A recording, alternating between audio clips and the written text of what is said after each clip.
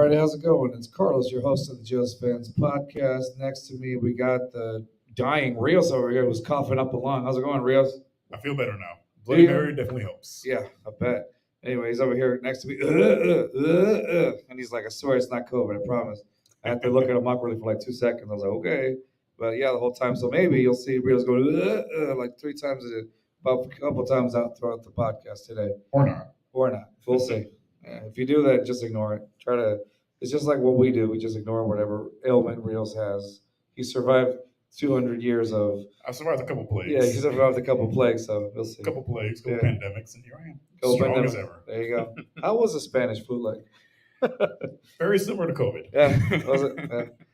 All right. So let's see. We got week 3 today. Jacksonville Jaguars versus the Houston Texans.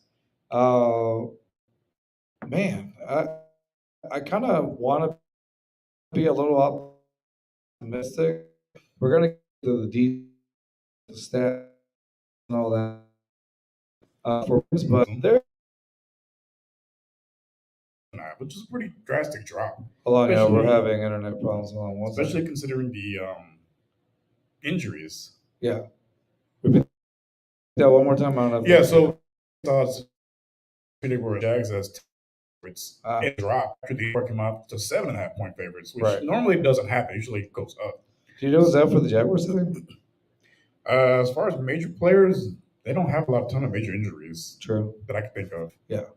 No, they it looks like it's going to be kind of like a pretty good test for CJ again, obviously because he has no O line. But Right. let's look at a little bit of the numbers really quick, and we can build off of what we probably expect to see today, based off of some of the stats from last week. So, week 3, Texans versus Jaguars. So CJ Stroud on week 2 against the Colts, he looked pretty solid. He had 384 yards, 2 touchdowns, QB rating of 103.5, and no interceptions, which I thought was pretty much key over there. He was solid, I would say, and with what he had to work with, average, was it above 90 is pretty good, and he was at 103.5. So for QB rating. So what do you think of CJ's performance last week? They looked pretty impressive, especially considering there was zero run support. Yeah. He's pretty much under pressure almost every snap. So him to put up those kind of numbers, some people argue, they were garbage time stats. They were still in the game until the fourth quarter. We were a missed field goal away from making it a one possession game, so we were still in it. So it wasn't like they were playing prevent the whole time. So I don't know. It's not unfair to say all those yards were garbage time. Like they were still in the game until the very last possession. Those were garbage time stats. That's like 30 yards. Right. No, I agree with you. One of the things that I really liked about CJ is the fact that he disperses to different receivers is pretty evenly, I'd like to say. For example, Robert Woods, last week he had 9 targets, 6 receptions for 74 yards. Okay, that's just Robert Woods. Then you had Tank Dell, who had 10 targets, 7 receptions for 72 yards, and a touchdown.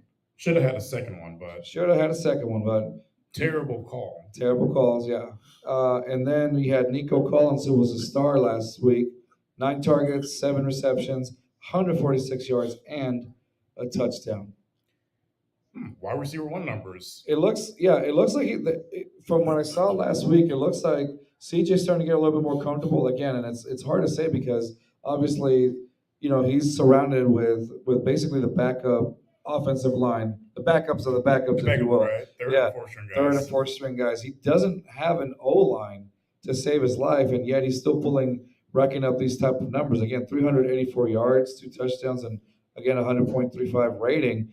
And he's able to use 3 different receivers, so he doesn't become just one dimensional. And then on top of that, you don't have that much run support from Dameon Pierce this year. At all.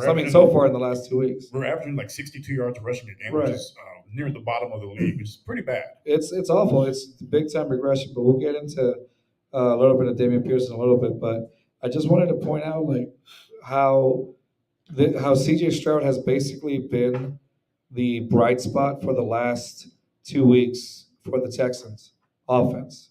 Again, he's doing whatever he can with what he's got.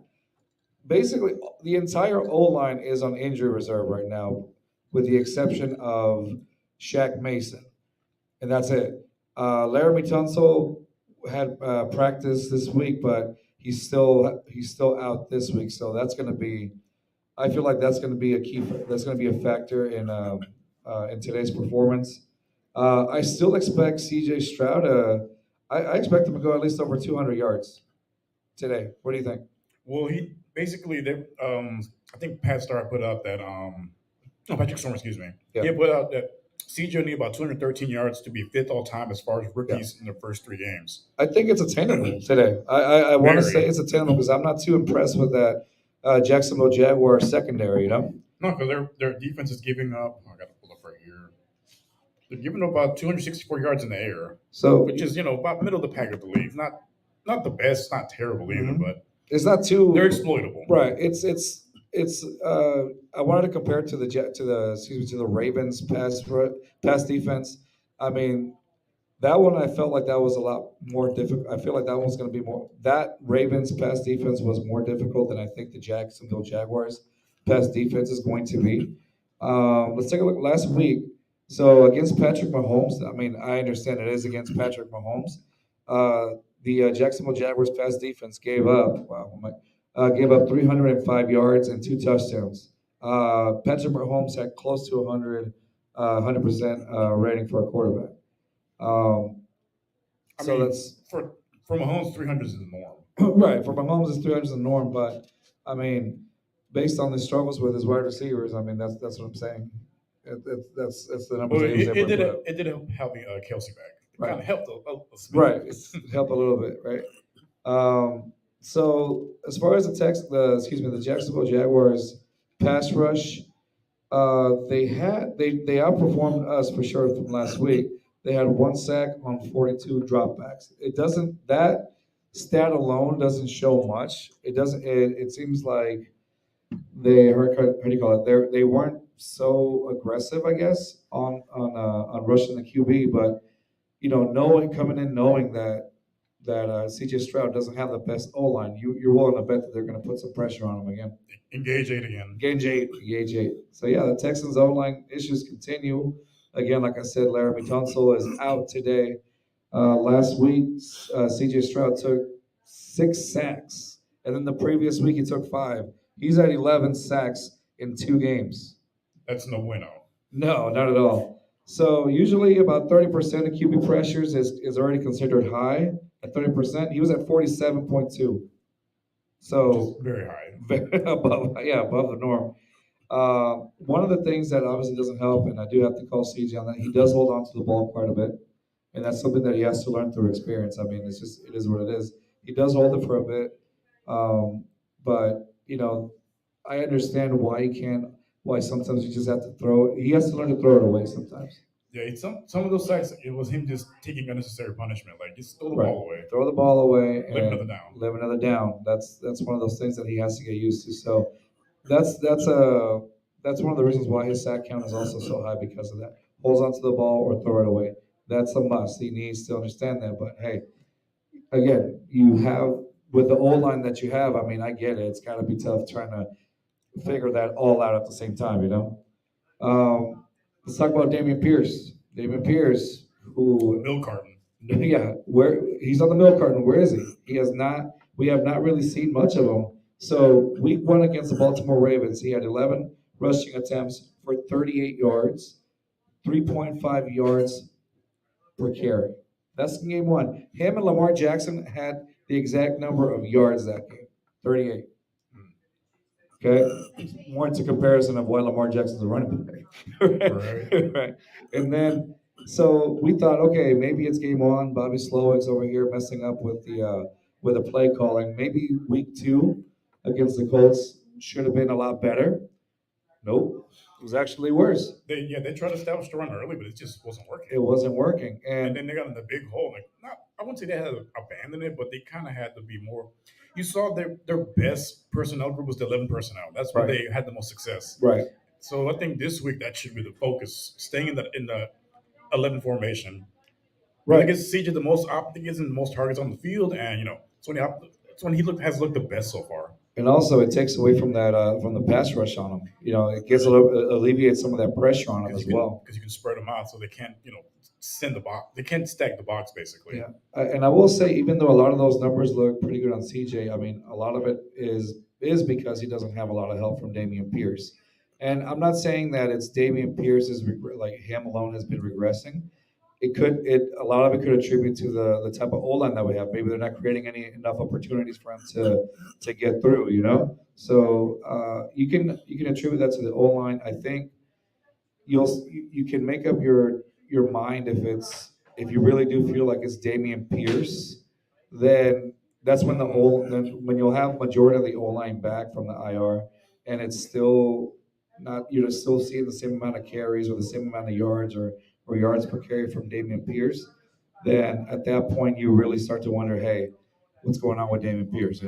I think right now it's a little bit of both.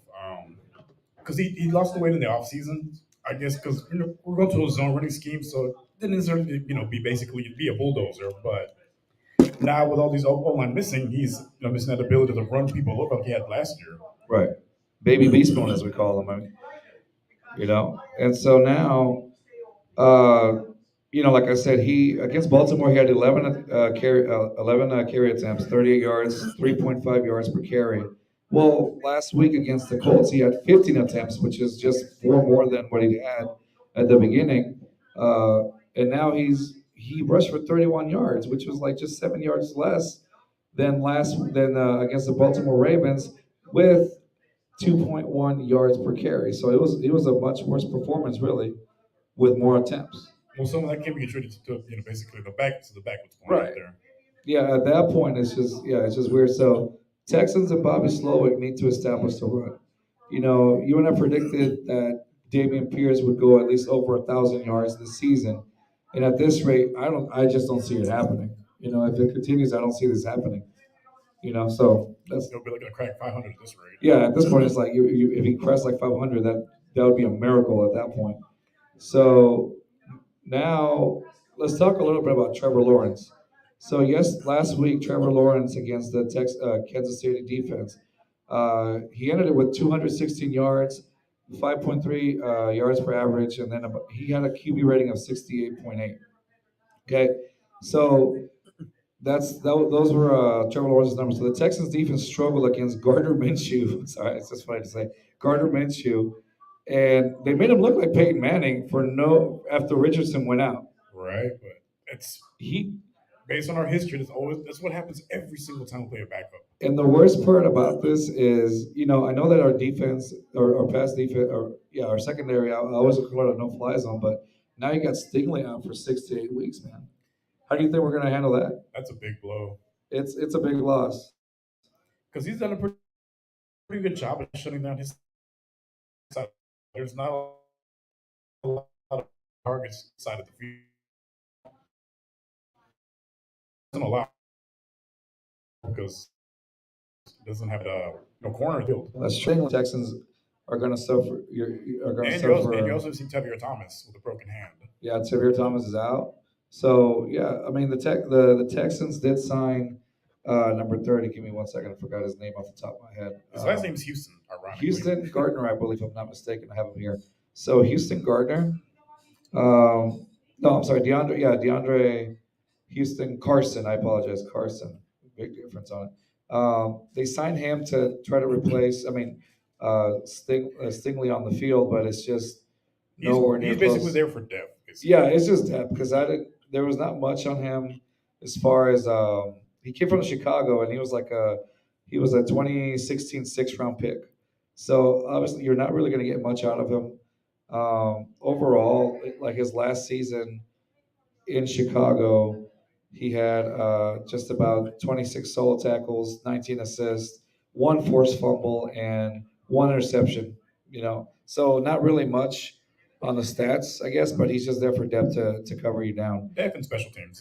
Yeah, depth and special teams at the most. So that's we got Houston Carson, DeAndre Houston Carson. So hopefully some of those stats can be shown for the Texans during the meantime that Stingley comes in. But I think definitely, like you said, it's going to be a big blow for the Texans defense. Um, Gardner Minshew picked apart MJ Stewart last week. He took his lunch money, made him wash his car, and made him pick up his dry cleaning. That's how bad. And took his mom out on a date. Took his, all right, there you go. Was it Zach Wilson now? And so, yeah, he made MJ Stewart look silly, man. He picked him apart, made him look ridiculous. Like, he made him look like a rookie. So I honestly think that but now we got Jimmy Ward back today, so that should be helpful for the Texans passing defense. But again, we And stick for the with tackling as well. yeah, and for the tackling as well, because that's been atrocious, dude. Missed tackles, bad angles. I mean, it's easy for me to say while I'm sitting here, say that while I'm sitting here, and I know that's much tougher out on the field. But I mean, when it's apparent and a guy like me can see that, I mean, come on, you got to call it out, right? Pretty much, like it's you've played at any level of football, middle school, high school, college. They always emphasize the fundamentals of tackling, taking the right angle, and wrapping him up and bringing him to the ground. Don't try to tackle him with your arm. You're not the Rock. You're not gonna knock them down with your arms. Yeah. No, exactly. And going back to Gardner Minshew, I mean, he just picked us apart down the middle or anywhere that MJ Stewart was. So that's going to be one of those areas for the Texans to try to fix. But again, with Jimmy Ward back, that gives me a little bit more of more optimism, because I mean, Jimmy Ward doesn't play around. No. We saw him take down Dalton Schultz in practice, and everybody heard it within almost 100-foot radius. Right? Sent them into the shadow realm. Yeah, he laid him out for what was it, 2 weeks?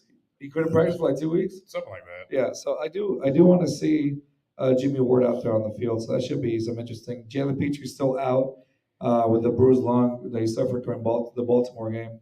Yeah, hopefully he's back by next week. Yeah, I think he should be back next week, but that's definitely a big blow for us. But And Perryman's out too. Perriman's out too, so That that's means the field's gonna be wide open. exactly. So I wanted to talk a little bit on Evan Ingram.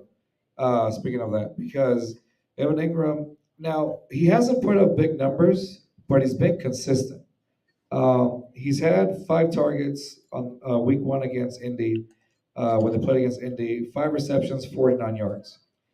Last week against Kansas City, he had 8 targets, 6 receptions for 57 yards. I mean, that still eats a small chunk of the field, but if you think about it, those are first downs that are extended, and that's Yep. been a big problem with the Texas defense, staying on the field longer than you should. Those third down conversions that they're allowing the opposite They were team, killing us last week. they were detrimental for what the Texans suffered last week. There was a big part of the loss. I mean, you're wearing yourself out essentially. Yeah, because your defense stays on the field, they get more tired, and that opens up the running game for the opposing team, Yeah, which they took advantage of because at that point the defense was gassed. yeah, and that's the thing, because the Texans went against freaking Zach Moss, who ran 88 yards on him and was averaging 4.9 yards per carry, and he scored a touchdown on him. Having a career day. He was having a career day, looking like, what'd you say, Deion Sanders out there? Barry Sanders. Barry Sanders, yeah, Barry Sanders out there, just completely just dominating the Texans' run defense, man. But yeah, it's because of that. They stay longer than they should on defense on the field, and I mean, you're just shooting yourself in the foot. So that's what I'm thinking. What about you? What do you think of that? Yeah, I think this week they're gonna be really tested in that middle of the field, not just with Ingram, but with Christian Kirk and with Etienne as well. Because Trevor Lawrence, he likes to throw a lot of short throws, and I think with the missing Perriman, he's probably one of your best covering linebackers. Right. So they're probably their game focus is going to be hitting that middle of the field, basically, death by a thousand cuts. Just slowly moving down the field with these short throws, picking up key first downs. So they're definitely going to be. I expect a shootout, honestly. 'Cause Yeah. both Think so. defenses give up a lot of yards They do. And again, it's something that you and I weren't expecting from this Texans defense. at all. At all. I was expecting a top 10 unit because Yeah. they were pretty solid last year with, on paper, a worse roster. I get the injuries happen, but still, it's just Yeah, it was sad watching that. But yeah, to give you a clue of, like you said, it's a shootout just because of how our defense performed. Gardner Minshew last week had 112.1 QB rating with a touchdown. We made him look like a superstar, also, like I said. So, I mean, it's something that definitely needs to be fixed on the defensive end of the ball. Speaking of the how do you call it of the Yeah, because both teams basically they give up. So the Texans right now are allowing about 316 yards a game. yeah Jaguars around 350. yeah So they're both teams are giving up a lot of yards, mostly through the air. Surprisingly. right yeah no exactly surprisingly because again we should have a top ranked um, pass defense or secondary at So least. with us, basically the yards are pretty split even, which is not good. So basically the Texans are 198 yards passing, 198 yards passing through the air, Yeah. and then about 118 on the ground. And for the Jaguars, most of those yards come through the air. They're allowing 264 yards through the air, Uh-huh. but they're able to shut down the run. They're allowing just 83 yards rushing a game. So I think it's going to be one of those games where we don't see a lot of rushing from Pierce. Again, that's a problem though. Well, what we saw last week, their offense moved better when they were a passing first team. Yeah. And I think this week it's going to be we're going to see CJ in the shotgun a lot this week. Yeah, I could see that. I could see him. They're going to use the his shotgun, arm. the 11 personnel. I think they're going to use the pass to set up the run. Yeah, I think so too. They're going to have to this week because they need to. 4 backup O linemen and Yeah. You got a stout Jaguars front seven. Yeah, it's going to be a lot of. Like I said, I predict a shootout. It's going to be a lot of passing.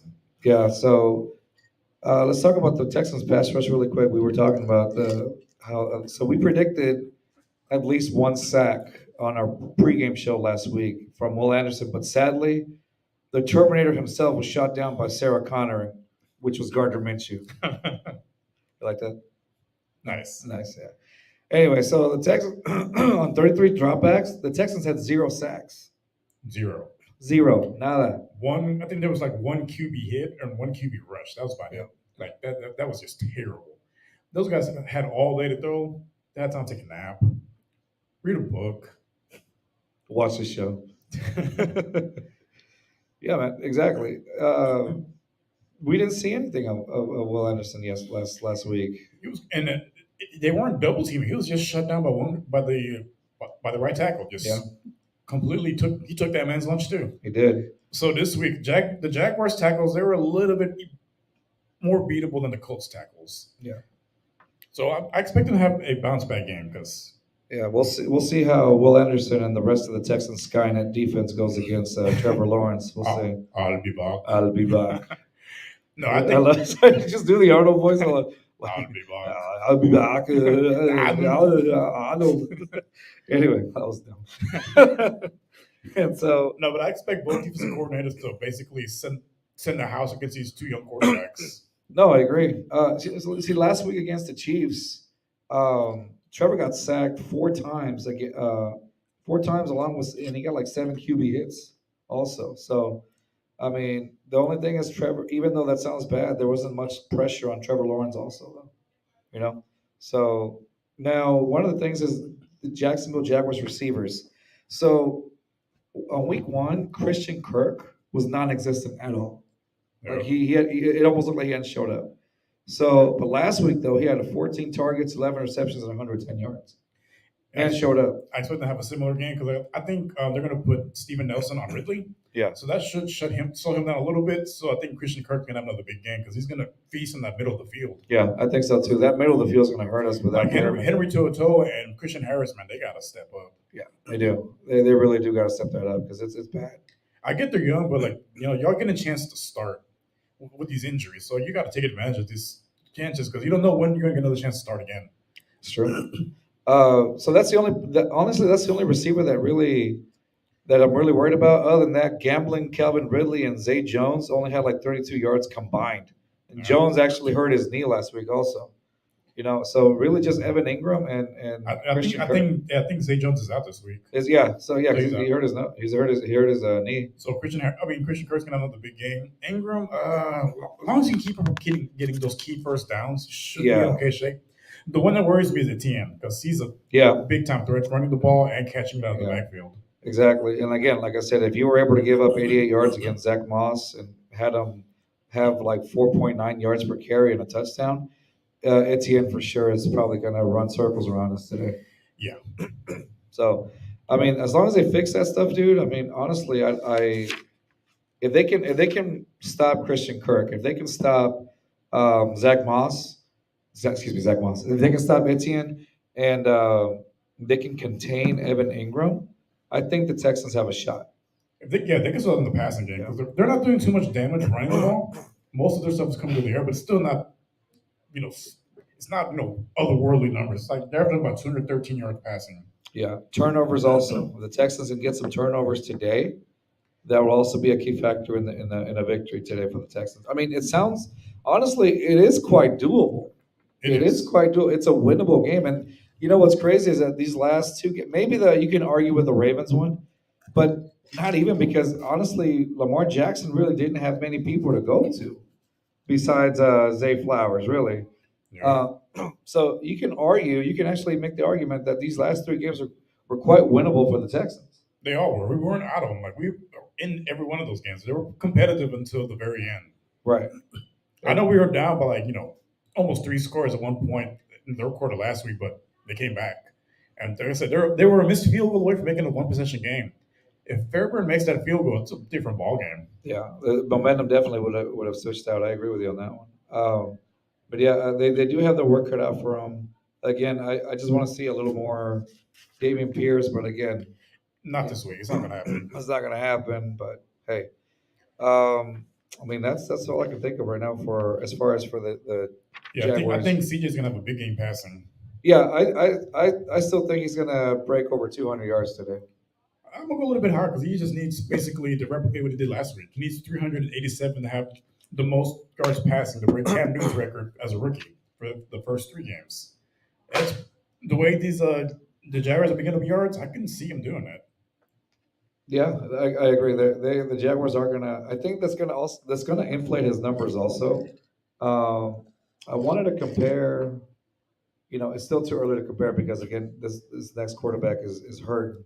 I wanted to compare Bryce Young's numbers really quick to CJ. Oh, So they're not even close. CJ yeah, has more in one game than Bryce has on the season. of course. So really quick, excuse me. So right now in the 2023 season, Bryce Young's only got like 299 yards, two touchdowns, two interceptions, and a QB rating 36. 36.3. Yikes. Thank you, Levy. No, thank you, Levy.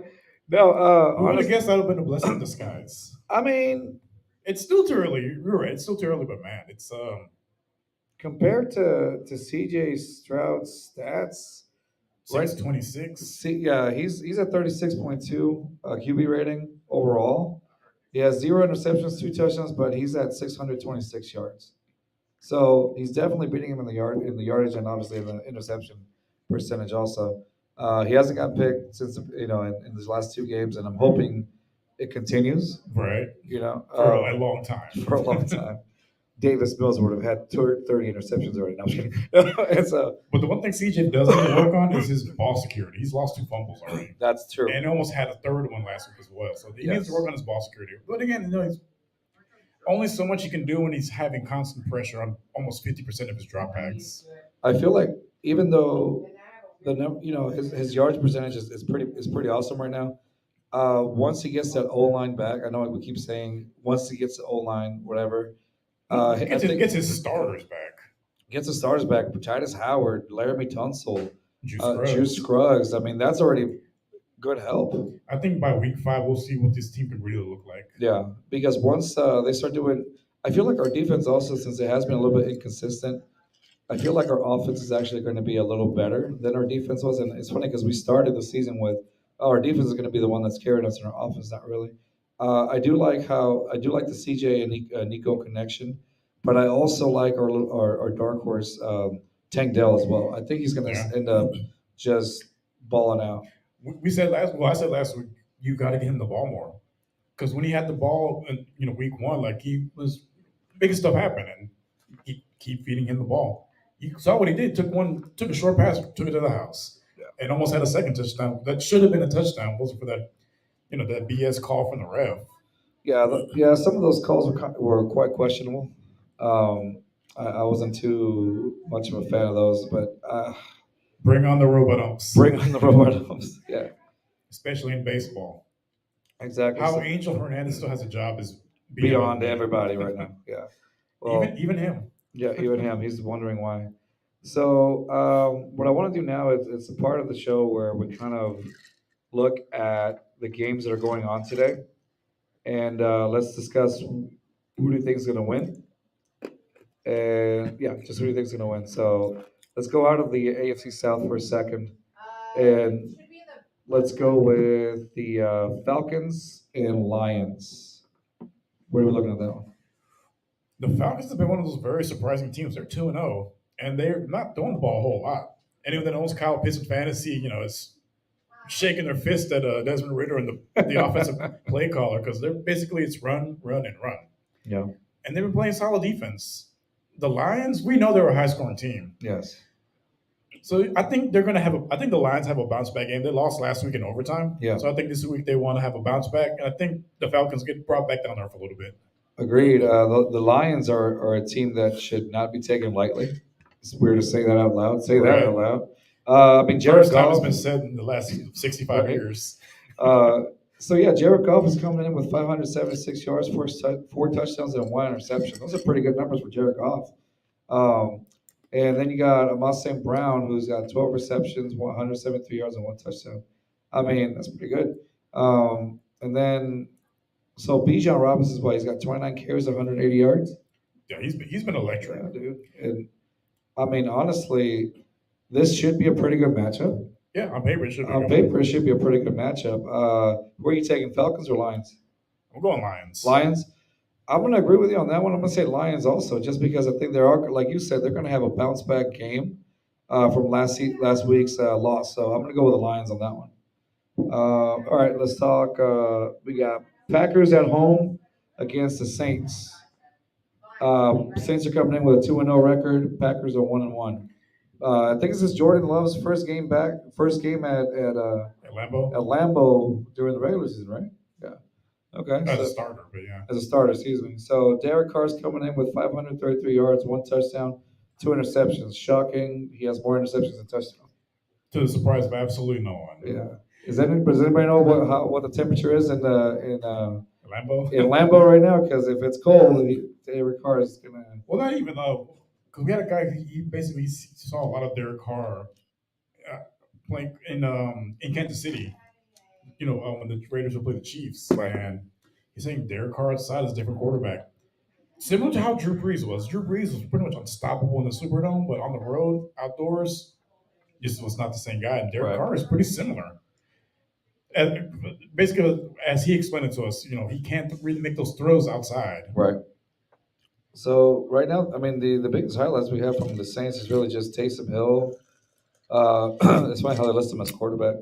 12 carries, 79 yards. Olave, right? 14 receptions, 198 yards.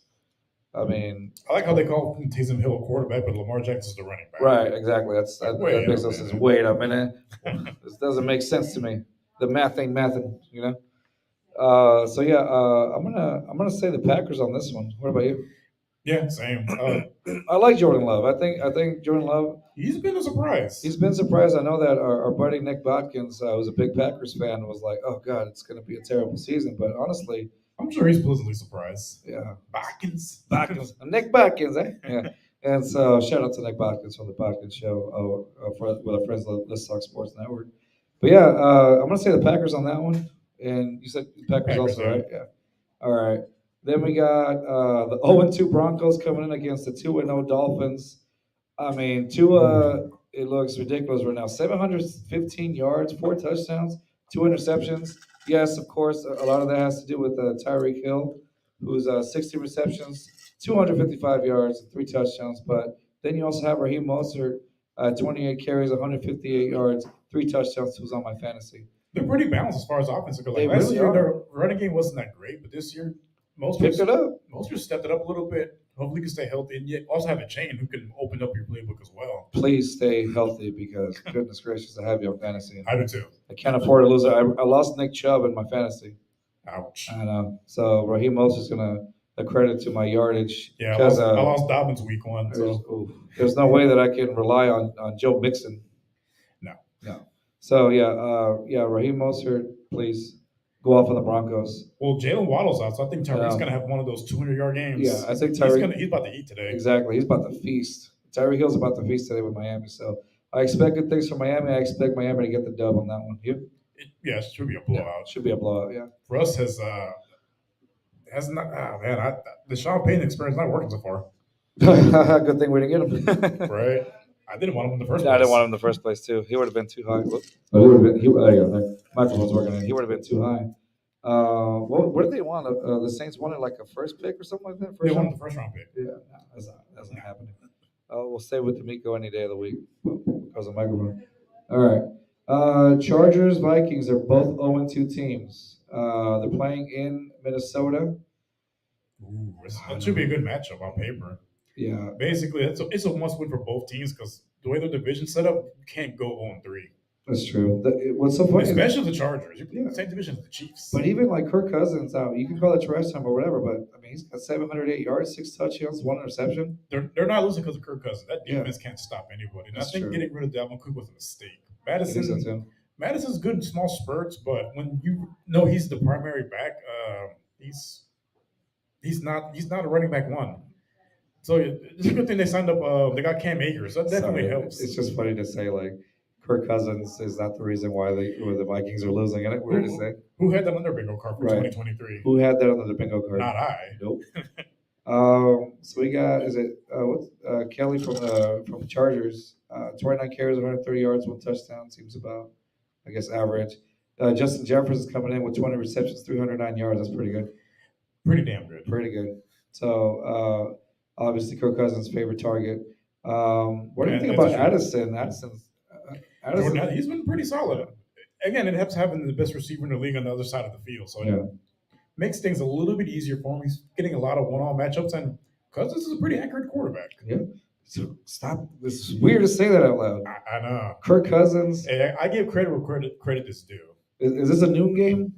This is a noon game. Yeah. That's why. It's Kirk Cousins' time to shine, It's Kirk Cousins' time to shine. Once he has a Sunday night game, we're gonna see complete regression. right? Yeah. But So before 3 o'clock, that man's Tom Brady. yeah, I'm gonna take the Vikings on this one. I'm gonna go Chargers. You want to go Chargers on that one? I think this game means a lot. This game is more must win for them than it is for the Vikings. Okay. All right. Well, you're wrong. Okay. No. Remember, Yeah. they play the same division as the Chiefs. It's true. You can't fall that far behind. Yeah. You can't. So for sure, Vikings for me, Chargers for Rios. Okay. Then we got another one. I believe it's a division rivalry: Jets versus Patriots. We got the 0-2 Patriots going against the 1-1 Jets. Let's look at some stats here. Belichick is rubbing his hands like Birdman. He's like, all right. We got Matt Jones at 547 yards, 4 touchdowns, 2 interceptions. All right. Then we got Garrett Wilson for the Jets, 7 receptions, 117 yards, and 2 touchdowns. Pretty good. And Hall, the Jets' running back, 14 carries, 136 yards. How are we liking that matchup, Rios? I mean, it's a division rivalry, so you know it's going to be pretty. It should be close, but knowing Belichick, he's been playing all week for himself. We're going to see at least 3. Okay, we'll repeat that again just in case. Yeah, so I think Belichick's been game planning all week for Zach Wilson. So I expect at least 3 or 4 turnovers from Zach Wilson alone. Yes, the great. Exactly, I agree with that. I think he's Palpatine himself. Bill Belichick is planning. Darth Sidious. Darth Sidious. Yeah, exactly. All right, so I'm gonna go with. I like the little. I know the Jets are 1-1. I like the little mojo they got going on. I'm gonna go with the Jets on this one. All right, I'm going to go Patriots. Patriots, yeah. Just because of Bill Belichick's planning. Yeah, and also I have Hunter Henry in fantasy, so I need him to have Got it. good Yeah, game. that makes sense. You're totally biased. Unbiased. Completely unbiased. Yeah. Okay, so we got the surprising 2-0 Commanders against the 1-1 Bills. Yeah, I'll take some more water.